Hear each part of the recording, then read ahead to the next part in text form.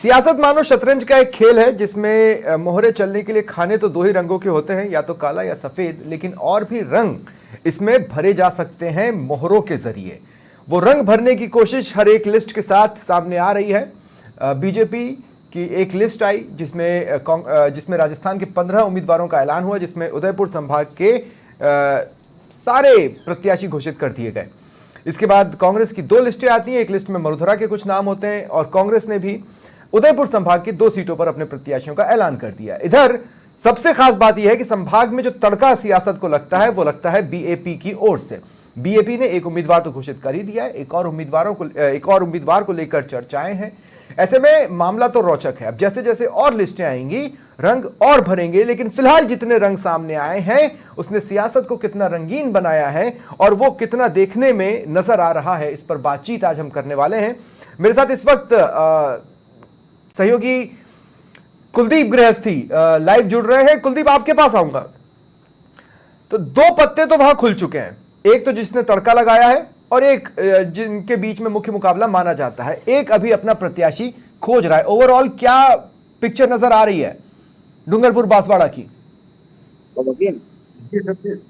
आपको मैं बता दूं, जैसे कांग्रेस से महेंद्र जी मांडिया जो बीजेपी में आए हैं और भारतीय जनता पार्टी ने 14 दिन पहले ही जैसे ही कांग्रेस से छोड़कर बीजेपी में आए, उनको भारतीय जनता पार्टी ने महेंद्र जी सिंह मालविया को उम्मीदवार बनाया है। इधर बाप पार्टी ने भी अपना राजकुमार रोध को अपना प्रत्याशी बनाया है और वो मैदान में दोनों ही अब लड़ चुके हैं। लेकिन यहाँ कांग्रेस की खास बात यह है कि अभी तक कांग्रेस नहीं खोले हैं। बिल्कुल, कांग्रेस ने अपने पत्ते यहां पर नहीं खोले हैं। कांग्रेस को प्रत्याशी या तो ढूंढने में दिक्कतें हो रही हैं, या फिर जो अंदर खाने बातचीत चल रही है कि कांग्रेस और बीएपी में समझौता हो सकता है, जिसे लेकर कभी आने लगता है कि भाई हाँ समझौता होने वाला है और कभी आने लगता है कि नहीं समझौता नहीं हो रहा है। इसे लेकर क्या कोई कंफ्यूजन बीएपी और कांग्रेस के बीच में इलाके में नजर आ रही है? जी सबिल, मैं आपको बताना चाहूंगा, यहाँ पर विधायक रहे हैं और पूर्व मंत्री महेंद्र जी सिंह मालविया, उसके बेटे हैं विकास बामनिया, वो चुनाव लड़ना चाहते थे। लेकिन आज जब मैंने उनसे बात की तो उन्होंने कहा कि हम लोग चुनाव शायद नहीं लड़ पाए, लेकिन प्रदेश के लोग चाहते हैं कि भारतीय कांग्रेस के और बीजेपी के लोग ये चाहते हैं कि हम मालविया के सामने कांग्रेस को चुनाव लड़ाया जाए। लेकिन कांग्रेस के कुछ लोग हैं वो नहीं चाहते कि ये सीट मालविया जी आसानी से जीत पाए। इसलिए कांग्रेस के लोग जो जयपुर में भी डेरा जमाए हुए हैं, जिला अध्यक्ष वहां पर जयपुर में है, अर्जुन बामनिया खुद वहां जयपुर में है, उनका कहना था कि अभी शाम तक शायद वो दिल्ली के लिए रवाना होंगे और दिल्ली के आला अधिकारियों को से बात करके, कांग्रेस के पदाधिकारियों से बात करके, वो हो सकता है कि कांग्रेस या तो बीपीएल को सपोर्ट कर दे बाप पार्टी को, या फिर कांग्रेस का उम्मीदवार। नहीं तो ये इस बात के जो मायने हैं कि हम चुनाव शायद नहीं लड़ पाए, ये 2 ही चीजें हैं कि अव्वल तो या तो प्रत्याशी मिल नहीं रहा है, ऐसे में मरता क्या ना करता बीएपी को समर्थन दे दो, और या फिर बामनिया प्रत्याशी नहीं है, उनकी जगह किसी और को खोजा जा रहा है। मोटे तौर पर तो यही मतलब है। लेकिन इस सेंटेंस से इस बात को बल मिलते हैं कि कोशिश तो हो रही है बीएपी के साथ जाने की या बीएपी को साथ लेने की। जी हाँ बिल्कुल, जी हाँ, आप बिल्कुल सही कह रहे हो। अभी तक तो यही पता चल रहा है कि बीएलपी को समर्थन दे देंगे, लेकिन स्थानीय लोगों को बांसवाड़ा और डूंगरपुर के पदाधिकारी चाहते हैं कि अगर कांग्रेस ने इस बार ये मौका खो दिया तो कांग्रेस बांसवाड़ा और डूंगरपुर से कहीं ऐसा न हो जाए कि आने वाले समय में बाप पार्टी यहाँ हावी हो जाए। ठीक है कुलदीप, आपको विंडो में नजर आ रहे होंगे, हमारे साथ बीजेपी के गेस्ट भी जुड़ चुके हैं, तो मैं चाहता हूं आप उनका नाम लेकर उनका एक बार स्वागत कर लें, फिर सवालों का सिलसिला तो मैं संभाल लूंगा। संजय पंड्या हैं ये बीजेपी के जिला मीडिया प्रभारी। संजय पंड्या जी, स्वागत है आपका समाचार प्लस पर। जी भाई साहब, जी बहुत बहुत धन्यवाद। देखिए, एक बात तो माननी पड़ेगी, एक तरफ चित्तौड़गढ़ में सीपी जोशी जी जो प्रदेश अध्यक्ष के तौर पर लगातार एक्टिव हैं, एक तरफ महेंद्रजीत सिंह मालविया जो लोगों के बीच में अच्छी पकड़ रखते हैं, उन्हें आप अपने पाले में लाने में सफल रहे और उतार चुके हैं। लेकिन उदयपुर में आपने एक पूर्व अधिकारी पर भरोसा जताया जिन्होंने कार्यकर्ता के तौर पर पार्टी के लिए कोई काम नहीं किया। कितना कंफर्टेबल आप महसूस कर रहे हैं इस चुनावी रण में अपने आप को?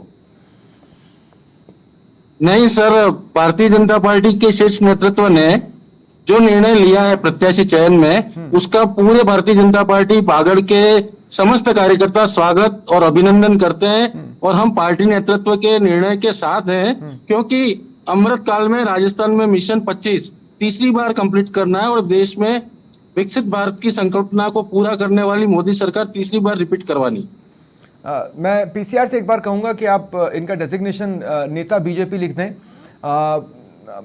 हाँ, और संजय जी एक सवाल और मैं आपसे लेना चाहता हूं। महेंद्रजीत सिंह मालविया, अभी तो आपको ये पता ही नहीं है कि आपके खिलाफ कौन कौन लड़ेंगे। कहने का मतलब है बीएपी ने तो अपना प्रत्याशी बता दिया, कांग्रेस प्रत्याशी नहीं बता रही, लेकिन अगर कांग्रेस और बीएपी मिल गई तो कहीं आपके लिए मुश्किलें ना खड़ी हो जाएं। नहीं नहीं साहब, हमने तो तैयारी कर ली है। आदरणीय हमारे गृह मंत्री, यशस्वी गृह मंत्री जी ने बहुत पहले ऐलान किया था कि हमको 51% की तैयारी के साथ पार्टी के कार्यकर्ताओं को हमेशा तैयार रहना चाहिए। कोई भी दल, विपक्षी दल साथ में मिलकर चुनाव लड़ना चाहे तो भी उनका वो अधिकार है, उनका विशेष अधिकार है। हम 51% की लड़ाई, हम 51% मत प्राप्त करके विजयी होने के लिए पूरी तरह से तैयार हैं। आज भी पार्टी कार्यालय में हमारे लोकसभा चुनाव प्रबंधन समिति की बैठक हुई थी, जिसमें जनजातीय विकास मंत्री आदरणीय बाबूलाल जी खराड़ी साहब ने बैठक ली थी और हम पूरी तैयारी के साथ लगे हुए। नहीं, लेकिन देखिए संजय जी, क्या है ना कि इलाके में पहले बीटीपी और फिर बाद में बीएपी का बनना और वहां पर सस्टेन करना, मतलब वहां पर टिके रहना, अपनी उपस्थिति को दर्ज कराना, ये कहीं ना कहीं भाजपा और कांग्रेस दोनों की नाकामी को बताता है।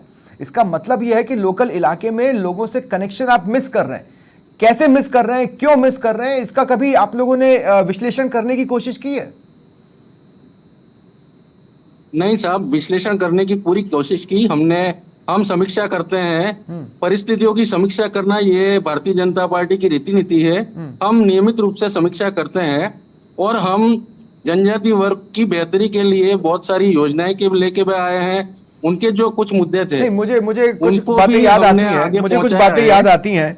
चूंकि आप लोकल इलाके से हैं, आप समझते हैं, चूंकि आप लोकल इलाके से हैं, आप ये समझते हैं कि जोहार शब्द आदिवासियों के लिए कितना पवित्र होता है। लेकिन इसी जोहार शब्द को बोलने में मदन दिलावर की जुबान फिसल जाती है या फिर वो इस शब्द पर अटैक कर देते हैं। दूसरा, बीजेपी अपना स्टैंड क्लियर नहीं करती है कि आदिवासियों के लिए अलग से कोड बिल की जरूरत है या नहीं है। तो ये बातें आपके अगेंस्ट न चले जाएं, क्योंकि इन बातों पर क्लैरिटी बीएपी के पास तो है, चलिए मान लिया कांग्रेस के पास नहीं है।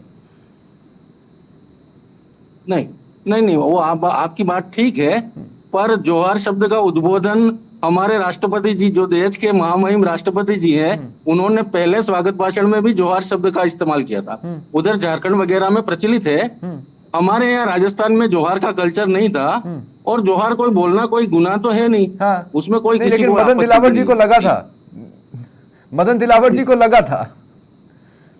नहीं, ऐसा कुछ नहीं है। वो यहाँ का कल्चर नहीं है, राजस्थान का। उधर का कल्चर हो सकता है, यहाँ का कल्चर नहीं है। ये तो उसमें तो मैं भी सहमत हूँ, यहाँ का कल्चर नहीं है। यहाँ तो जय गुरुदेव, राम राम यही बोलते हैं जनजाति वर्ग के लोग। ठीक है, लेकिन वही है कि आदिवासियों के लिए अलग से कोड बिल पर आपको अपनी अगर स्थिति साफ करने की नौबत आई तो क्या आप वो कर पाएंगे? इस सवाल के साथ मैं आपके पास आगे आऊंगा, लेकिन एक बार फिर कुलदीप मैं आपको लेना चाहता हूं। और कुलदीप, मैं चाहता हूं, अब आप विंडो तो देख ही रहे हैं, एक और गेस्ट हमारे साथ जुड़ चुके हैं, उनका भी आप स्वागत करें, उनका भी इंट्रोडक्शन दें। मुकेश जी शर्मा है, ये भारतीय जनता पार्टी के जिला महामंत्री हैं, वो हमारे साथ जुड़े हैं। मुकेश जी, आपका स्वागत है। जिला महामंत्री बीजेपी की ओर से मुकेश शर्मा जी मेरे साथ हैं। मुकेश शर्मा जी, मेरा सवाल आपसे वही है जो मैं संजय जी से भी पूछ रहा था। मैं आपसे ये कह रहा हूं कि अगर बीजेपी को ये नौबत आई, अगर मतदाताओं ने ये कहा कि आप हमें ये बताओ साहब कि एक तो आपने जो 4 वर्ग का क्राइटेरिया बनाया है, किसान, महिला, युवा वाला जो GYAN जो आपने बनाया है, उसमें आप हमें कहां रखते हैं, तो आपका जवाब क्या होगा? ये तो हुआ सवाल नंबर 1। और सवाल नंबर 2, अगर आदिवासी समाज ये कहता है कि हम अलग से कोड बिल की मांग कर रहे हैं, उस पर आपका स्टैंड क्या है? तो क्या बीजेपी के पास इन 2 सवालों के जवाब हैं? सर, पहले तो धन्यवाद, आपने हमको मौका दिया उसके लिए। जी सर। एक्चुअली जिस प्रकार से इस देश में और जिस प्रकार से इस पूरे क्षेत्र में जो वातावरण है वो बीजेपी के पक्ष में है, पहली बात तो ये है। दूसरी बात कि जिस प्रकार से आदिवासी लोग जिस प्रकार से कोड बिल लाने की बात करते हैं या अनुसूची में 5वीं अनुसूची के अंदर वो जोड़ने की बात करते हैं, तो पहले से सब कुछ लागू है। तो लोग जो नहीं, आप मेरे सवाल को डॉज कर रहे हैं मुकेश जी। देखिए मैंने आपसे क्या कहा जी सर। कि अगर आदिवासी समाज आपसे ये पूछता है, देखिए आप तो जातिवादी नहीं मानते ना भाई, प्रधानमंत्री मोदी ने कहा है कि हम जाति तो मानते ही नहीं है, हम सिर्फ ये मानते हैं कि महिला, जी युवा, किसान, है ना, इसमें आप आदिवासियों को कहां रखते हैं? नहीं तो सर उसमें युवाओं आदिवासी युवा भी इसमें शामिल होगा, कि कृषि किसान में अगर यहाँ का किसान है वो भी उसमें शामिल होगा, तो आदिवासी समाज के लोग भी तो इसमें शामिल है ना सर। बट अगर स्पेसिफिकली इसमें वो आपसे अछूते मतदाता थोड़ी पूछे चीजों से। कि हमारे इशू पर आपका स्टैंड क्या है, जैसे आदिवासियों का स्टैंड है, इलाके के लोगों का स्टैंड है, जो विधानसभा में भी उठाया गया कि हमारे लिए एक अलग से कोर्ट बिल होना चाहिए जैसा झारखंड में हुआ, तो फिर बीजेपी का स्टैंड क्या होगा? सर झारखंड की स्थिति और यहाँ की स्थिति में बहुत फर्क है, वहाँ के कल्चर में और यहाँ के कल्चर में भी बहुत फर्क है। होगा वहाँ सर, जिस मैं प्रकार मना नहीं कर आपने रहा हूं। अभी बिल्कुल हमारे है, colleague से इसमें बात कोई की, दो राय उन्होंने नहीं कहा है, कि जोहार लेकिन शब्द की आपको बात करी, हाँ। तो जोहार शब्द भी एक प्रकार का, आपको बताओ रामायण के अंदर राजा निषाद ने जब राम भगवान का स्वागत किया था, जोहार से किया था। हाँ। तो ये शब्द तो पौराणिक है, आज का कोई नया शब्द थोड़ी है सर। हाँ नहीं, लेकिन मैं आप फिर देखिए, फिर वही मैं पूछ रहा हूं कि अगर अलग से कोर्ट बिल की मांग उठती है तो उसमें बीजेपी अपना स्टैंड बताएगी ना, जैसे झारखंड में बताया था। बीजेपी तो राष्ट्रीय पार्टी है सर, वो हमारे राष्ट्रीय नेतृत्व क्या तय करता है उसके बाद, या प्रदेश का नेतृत्व क्या तय करता है उसके बाद ही हम बता सकते हैं ना सर। अभी तो हमारे को जो आज का जो विषय है सर, आज का विषय ये है कि आज जिस प्रकार से नरेंद्र मोदी जी के नेतृत्व में जिस प्रकार से देश, राज्य, हमारा क्षेत्र जिस प्रकार से प्रगति की राह पर है, उसमें तो आप अपनी टक्कर किससे मानते हैं? को सम्मिलित करके हम आप लोग अपनी चल टक्कर रहे हैं। इलाके में किससे मानते हैं? कांग्रेस से मानते हैं, बीएपी से मानते हैं, या किससे मानते हैं, या दोनों अगर समूह के आ गए तो क्या? सर अभी देखा जाए तो कोई टक्कर है ही नहीं, पूरे देश में एक तरफा लहर है, और मेरे को तो कोई टक्कर नजर नहीं आ रही है सर। ठीक है, ठीक है। मैं कुलदीप एक बार फिर आपके पास आना चाहता हूं, और कुलदीप मैं ये कहना चाह रहा हूं कि लोकल लेवल पर वो कौन से इश्यूज हैं जिसके आसपास मतदाता मन बना रहा है कि हम इस इशू पर वोट डालेंगे, और वो किस राजनीतिक दल से ज्यादा जुड़ाव महसूस कर पा रहा है? क्योंकि देखिए अब महेंद्रजीत सिंह मालविया की अपनी फॉलोइंग है, इसको नकारा नहीं जा सकता। उनके पीछे जिस तरह से लोग खड़े हैं, मानो उन्होंने कभी हारना सीखा ना हो। मेरे ख्याल से एक भी ऐसा चुनाव नहीं है जिसमें वो उतरे हो और कभी हारे हो, तो उनके पीछे लोगों का है समर्थन। मैं इसीलिए पूछ रहा हूं कि क्या मतदाता के मन में चल रहा है, अगर आपने भापने की कोशिश की हो, मतदाता क्या सोच रहा है, किससे कनेक्ट कर पा रहा है, वो किन इश्यूज पर राजनेताओं से जवाब चाहता है?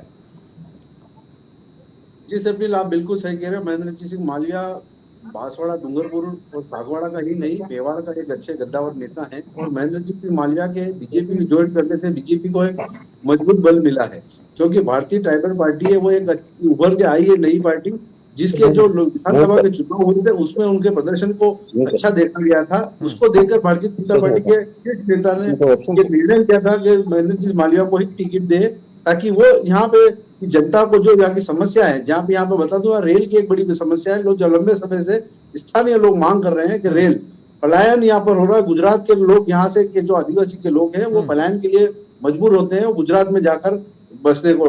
इतना ही नहीं, माही बैक वाटर का जो लोग थे उनको स्थापित करने के लिए आज तक वो जो माही बैक वाटर के आदिवासी लोग थे, वो जो अभी तक स्थापित नहीं हो पाए, उसकी भी लोगों अब यहाँ आदिवासी परंपरा है।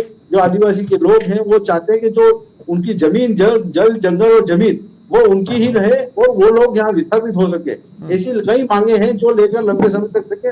लेकिन महेंद्र सिंह मालविया के ये बात से ये लगता है कि अगर वो इस पार्टी में आए हैं और जीतते हैं तो निश्चित बात है कि वागड़ और मेवाड़ के अंदर एक अच्छी पहल होगी। ठीक है, रवि मल्होत्रा उदयपुर से मेरे साथ इस वक्त जुड़ रहे हैं। रवि, आप उस सीट से हैं जहां पर मुकाबले की तस्वीर लगभग साफ है, और अगर मैं चित्तौड़ की बात करूं तो वहां से भी अब मुकाबले की तस्वीर लगभग साफ ही हो चुकी है। बीजेपी के कैंडिडेट और कांग्रेस के कैंडिडेट तो सामने आ ही चुके हैं। अब ये अलग बात है कि अगर बीएपी उदयपुर में भी अपना कैंडिडेट उतार ले, जिसको लेकर चर्चाएं आपने खुद फोन कर मुझे बताया है। ओवरऑल क्या आपको नजर आ रहा है? खास बात यह है कि उदयपुर में जो एक्सपेरिमेंट बीजेपी ने किया, ये राजनीति में पूर्व में भी होते रहे, कभी फलदायक होते हैं, कभी नहीं भी होते हैं। देखिए स्वप्निल, वैसे तो यहाँ पर दोनों ही जो है अधिकारी है, उनको यहाँ पर उदयपुर में जिस तरीके से उतारा गया। बीजेपी की अगर हम बात करें तो पन्नालाल रावत जैसे ही उनके टिकट फाइनल हुआ है वो एक्टिव भी हो चुके हैं। इधर ताराचंद मीणा मिशन कोटला के नाम से उनकी अपनी एक पहचान है, लोग कहीं ना कहीं उसको पास बताते हैं, तो वो कुछ जहां जो दूसरी पार्टी है तो उसको फेल भी बता रही है। हालांकि ये चर्चा का विषय नहीं है, क्योंकि वो जिस तरह के चुनाव होंगे तब चीज स्थिति साफ हो जाएगी। लेकिन बात करते हैं समीकरण को लेकर, तो बाप पार्टी जिस तरीके से जो है आदिवासी क्षेत्र में जो है लगातार जो है अपनी बढ़त बढ़ा रही है, और कहीं ना कहीं जो है बीजेपी के भी समीकरण जो है कहीं बिगाड़ है, तो कहीं कांग्रेस की भी बिगाड़। ऐसे में उदयपुर से जो है जिस तरह की जो खबरें की, उदयपुर में जो है बाप पार्टी प्रत्याशी उतर गई, उसके लिए वजह जिस तरीके वो यहाँ पर हाँ, वजह जिस तरीके की यहाँ पर जो है वो ये है कि फिर दोनों प्रत्याशियों को जो है बाहरी जो है यहाँ पर करार दिया गया है। अगर हम बात करें मन्नालाल रावत की, जिस तरीके से उनका टिकट फाइनल हुआ, उसके बाद वो बताते कि मैं जिस तरीके से जो एक फला जिससे बताया नठार फला, वहां का वो अपने आप को जिस तरीके से बता रहे हैं। उसके अलावा ताराचंद मीणा जो पूर्व में यहाँ पर कलेक्टर रहे हुए, उसके अलावा उनके उसके बाद जब वो अपने अभी जिसको टिकट मिला उससे पहले वो एपीओ भी यहाँ पर रहे हैं। अब वो पाली जिले के जिस तरीके बताया था, वहीं ऐसे में अब जिस तरह बाप पार्टी जो है कहीं ना कहीं को बाहरी प्रत्याशी दोनों को बता रही है, और इस तरह की चीजें भी सामने आ रही है कि दोनों जो है यहाँ पर कभी भी जो स्थानीय जो मुद्दे हैं उनसे जुड़े हुए यहाँ पर नहीं रहे। हालांकि जिस तरीके से ताराचंद मीणा जो है कांग्रेस में जो है बीते अशोक गहलोत के जो है काफी करीबी भी माने जाते हैं, चहेते भी माने जाते हैं, जिसकी वजह से जो है उनका कहीं ना कहीं जो है एक सांसद प्रत्याशी के रूप में टिकट जो है यहाँ पर फाइनल हुआ है। लेकिन वहीं अगर हम देखें तो मन्नालाल रावत जो है कहीं ना कहीं बीटीपी पार्टी का जिस तरीके से जो वर्चस्व है उसमें कहीं ना कहीं अपना अलग प्रभाव रखते हैं। तो दोनों ही पार्टियों ने बहुत सोच समझकर जो है यहाँ पर अपने जो कैंडिडेट उतार, लेकिन अगर बाप पार्टी जो यहाँ पर उतरती है अपना किसी कैंडिडेट को यहाँ पर उतारती है, तो मान के चलिए कि अगर आदिवासी मुद्दे हैं, युवाओं की जो एक सोच है जिसको लेकर जो बीजेपी युवाओं को अपनी तरफ जो है आकर्षित कर रही है, तो ये बड़ी नुकसान जो है यहाँ पर कर सकती है पार्टियों को, और कहीं ना कहीं जीत के समीकरण भी बिगाड़ सकती है। बिल्कुल। लेकिन क्या अल्टीमेटली ये जो पूरा जो लड़ाई है, ये जो पूरी जंग है, क्या ये कास्ट साइड ढुलकती जा रही है, लुढ़कती जा रही है? देखिए बिल्कुल, मैं बताऊं आपको, जिस तरीके से बाप पार्टी से जीतू जो कटारा है, जो जिस तरीके से पूर्व में जो है विधायक प्रत्याशी भी रहे हुए हैं, क्योंकि मेरे मित्र जिस तरीके से जो है कुलदीप गृहस्थी, वो बेहतर तरीके से जो है उन्हें जानते होंगे। तो अभी जिस तरीके से जो है उनके बात हुई है, तो उन्होंने यही बात सामने आई है कि अगर अब बात करें मन्नालाल रावत की, तो कहीं ना कहीं रावत और कटारा को लेकर भी जो है जो कंट्रोवर्सी है वो हुई है। लेकिन अगर खुद जीतू कटारा सामने होते तो उनसे बेहतर हम समझ पाते थे, लेकिन उनसे संपर्क नहीं हो पाया है। बाकी वो खुद जो है इस चीज को बहुत अच्छे से क्लियर कर पाते हैं, और कहीं ना कहीं इस तरह की चीजें भी सामने आई कि जब तक जो है मन्नालाल रावत जो है एक अधिकारी के तौर पर अपने रहे, तो कहीं भी उनकी स्पीच में, उनके उद्बोधन में कहीं भी जो है आदिवासियों की कोई बात यहाँ पर नहीं है, अपने क्षेत्र की कोई बात नहीं है, या युवाओं की कोई बात नहीं है। लेकिन अब जब वो बीजेपी से यहाँ पर कैंडिडेट बन चुके हैं, तब जाकर जो है कहीं ना कहीं जिस तरह आज भी वो खेरवाड़ा में वहां पर पहुंचे थे, वहां पर उनका अभिनंदन भी वहां पर हुआ है, तो अब धीरे धीरे जिस तरीके से लोगों से संपर्क उनके चालू हो रहे हैं। लेकिन मास में आपके चेहरे का रिकॉग्निशन होना चाहिए। जब भी लोकसभा चुनाव में किसी को उतारा जाता है तो इस बात का खास ख्याल रखा जाता है कि मास में उनके चेहरे को लोग पहचाने, कहीं पर पोस्टर लगाएं तो लोग उन्हें देखकर कनेक्ट कर पाएं कि ये वो हैं। मन्नालाल रावत और ताराचंद मीणा को इस क्राइटेरिया पे अपने आप को खरा साबित करना होगा। वो एक्टिव रहकर इसे अचीव भी कर सकते हैं। किस तरह से इनका प्रचार चलता है, किस तरह से ये प्रचार अभियान में जुटते हैं, उस पर बहुत सी बातें निर्भर करेंगी। लेकिन कुलदीप, मेरा आपसे सवाल है कि देखिए, राजकुमार रोत ने अपनी पहचान इलाके में उस पीरियड में बनाई जब यहां पर दोनों ही पार्टियों के अपने अपने दिग्गज हुआ करते थे, और अब राजकुमार रोत के पीछे भी अपनी फॉलोइंग है। जीतू कटारा भी इलाके का एक ऐसा ही नाम है जिसने अपने पीछे एक फॉलोइंग बनाई है, जो कम से कम अपने कोर वोट बैंक को तो अट्रैक्ट करता है। मैं आपसे ये पूछना चाह रहा हूं कि कितना तड़का लगा है इनकी मौजूदगी से। क्या ये वोट कटवा की स्थिति में रहेंगे या फिर ये गेम चेंज की स्थिति में रहेंगे? जी सभी, मैं आपको बता दूं, लेकिन हमारे इस बीच में हमारे भारतीय जनता पार्टी के जिला अध्यक्ष लाभचंद जी पटेल भी हमारे साथ जुड़ चुके हैं लाइव में। आप जो कह रहे थे राजकुमार रोत के साथ खास बात यह है कि जो यूथ लड़के हैं जितने भी, जो 18 साल से 40 साल के जो यूथ है, वो सारे यूथ अभी राजकुमार रोत के साथ में नजर आया है। और ट्राइबल क्षेत्र में एक नई पार्टी जो बाप पार्टी के रूप में आई है, बीएलपी ने एक यूथ को अपने पक्ष में लेने की कोशिश की है। ज्यादातर मैं बता दूं, आज जो डूंगरपुर के और बांसवाड़ा के जो यूथ के लोग हैं, वो राजकुमार रोत के साथ जुड़ना पसंद कर रहे हैं। और राजकुमार रोत ने विधानसभा में जिस तरह से सवाल किए थे, क्वेश्चन किए थे, उनके सवाल के जवाब लिए थे, और यहाँ स्थानीय जो लोग थे, जो राजकुमार रोत और स्थानीय लोगों की जो समस्या थी, उसको राजकुमार रोत ने भली भांति समझा और उसको इम्प्लीमेंट भी किया। इसलिए राजकुमार रोत को यहाँ लोग बाग पसंद भी कर रहे हैं। तो लाभचंद पटेल जी भी मेरे साथ जुड़ चुके हैं, बीजेपी के नेता हैं। लाभचंद जी, जब प्रधानमंत्री मोदी कहते हैं कि मैं जाति नहीं मानता, युवा मानता हूं, वो युवा अगर राजकुमार रोत के पीछे खड़ा है तो ये बीजेपी के लिए कितनी खतरे की बात है, इस बात के मद्देनजर कि एक वक्त तक तो महेंद्रजीत सिंह मालविया पे भ्रष्टाचार के आरोप आप लगाते थे, अब कांग्रेस लगा रही है।